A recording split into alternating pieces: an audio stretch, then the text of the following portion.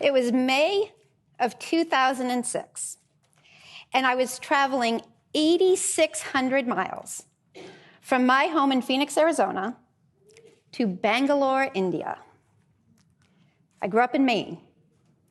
Traveling to India was something I had never thought was going to be in my future. But I was heading there to onboard a team of employees.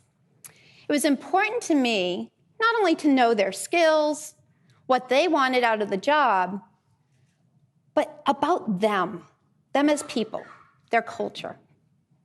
So with that in mind, I decided to take a trip to what they call City Market.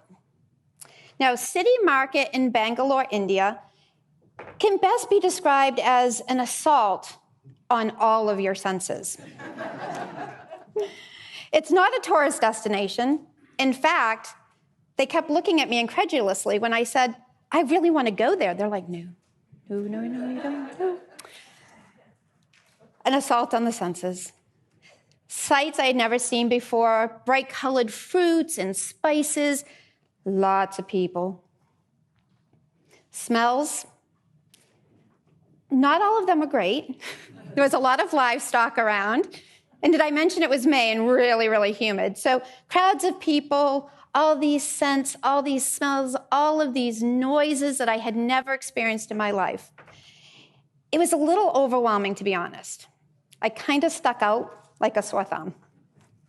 So when I spied over in the corner of the market, this alcove, this concrete alcove, that not only offered some shade, but it also offered a beautiful visual. See, it was in this basement-like structure that the ladies were sitting there, stringing flowers together, making leis for the temple. These colors in these flowers was absolutely amazing. And the smell of the jasmine in the air was incredible.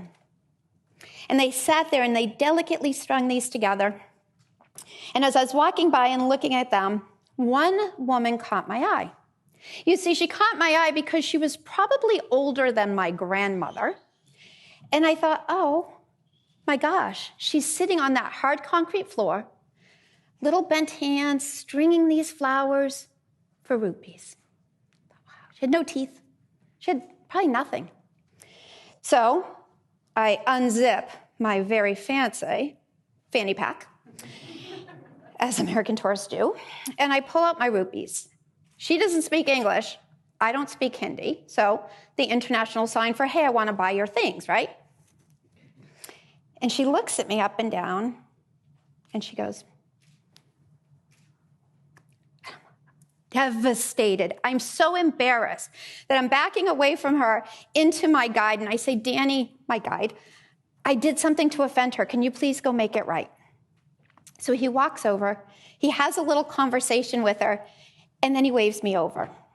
And she gets up, and she picks the most beautiful jasmine lei I've ever seen. And with her arthritic hands, she pins it in my hair. And again, unzip the fanny pack. And I said, I don't understand. Danny said, Bellinda, you picked her. You honored her by wanting her flowers. Your debt is paid in full.